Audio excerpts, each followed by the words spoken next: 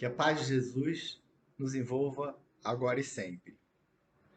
Dando continuidade ao ciclo de explanações evangélicas da Seara Bendita, hoje eu vou falar de um tema bem bacana, que é o tema da alegria.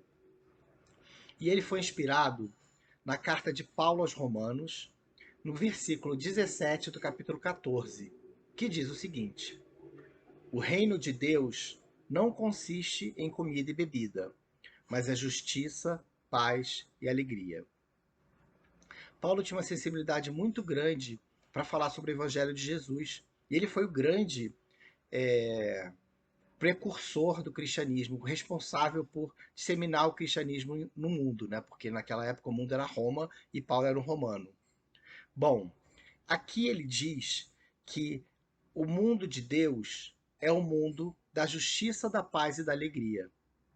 Então, se a gente quiser um pouquinho desse reino enquanto a gente está aqui, a gente tem que buscar justiça, paz e alegria, né?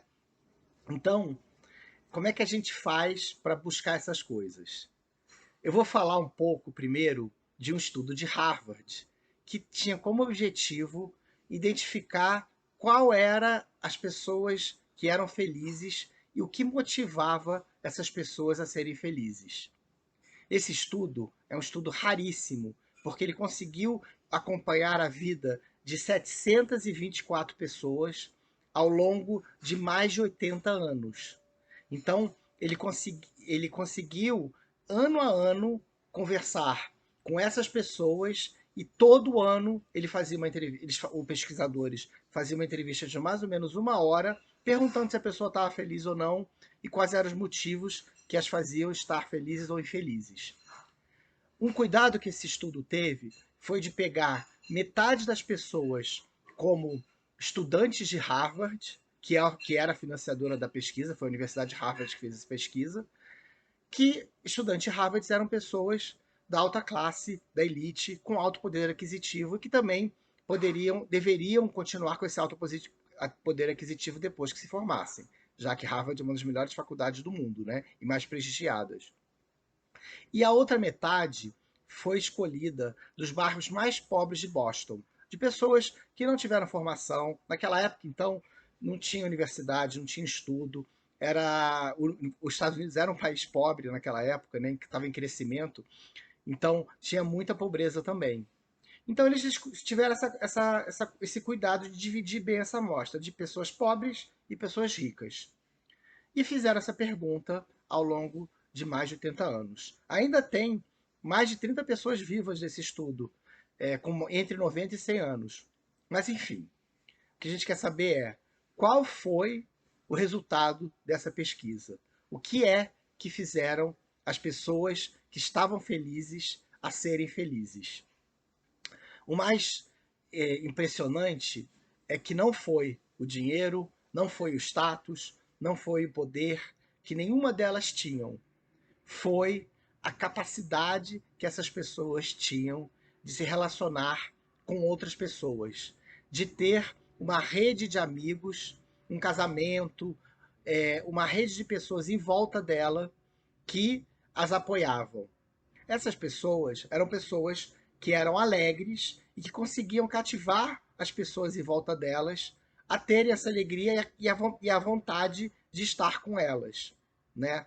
Então, o que eles perceberam é que se você é bom com as outras pessoas, elas vão retribuir essa bondade para você e isso vai se refletir na sua felicidade muito mais que as coisas materiais.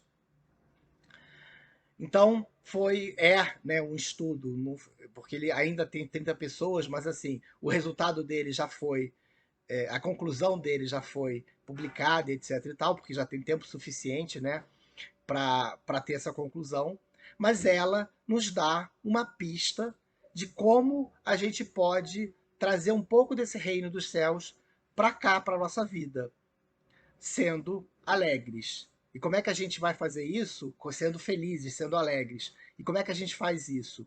Cultivando os relacionamentos que a gente tem com as pessoas que estão à nossa volta. Tem um livro de Lancelin, que é esse aqui, Cirurgia Moral ele foi psicografado por João Nunes Maia e pelo espírito de Lancelin. E ele também fala dos relacionamentos e de como isso pode melhorar a vida das pessoas. Lancelin tem uma visão bem prática sobre como a gente deve se relacionar com as pessoas.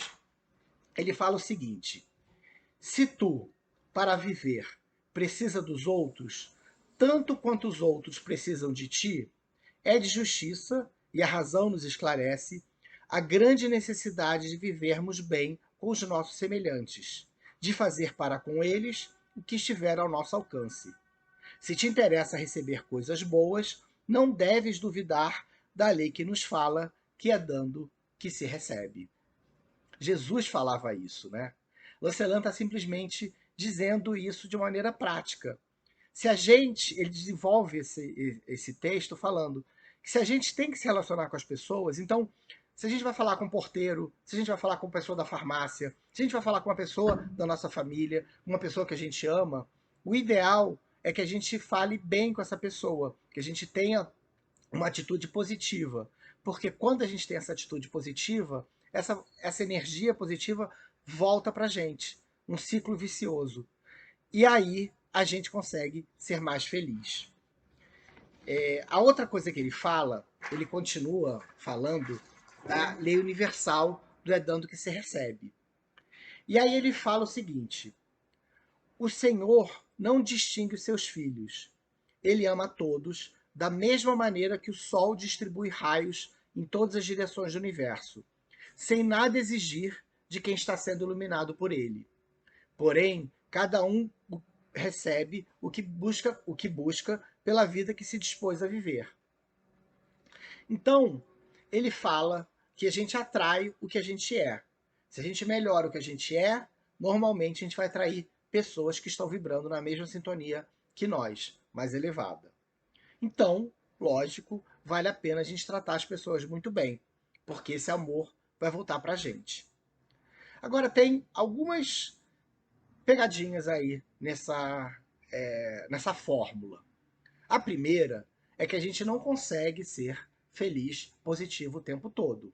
A Terra não é o reino dos céus. Então aqui a gente vai passar por provações, vai passar por momentos em que a gente não vai ter esse sentimento positivo saindo naturalmente de nós. Então, qual é o segredo? O segredo é a gente tentar, tentar e tentar. Porque toda vez que a gente tenta, a gente consegue receber esse amor que o pai manda pra gente. Porque o pai está muito preocupado que a gente tente, que a gente evolua, que a gente aprenda.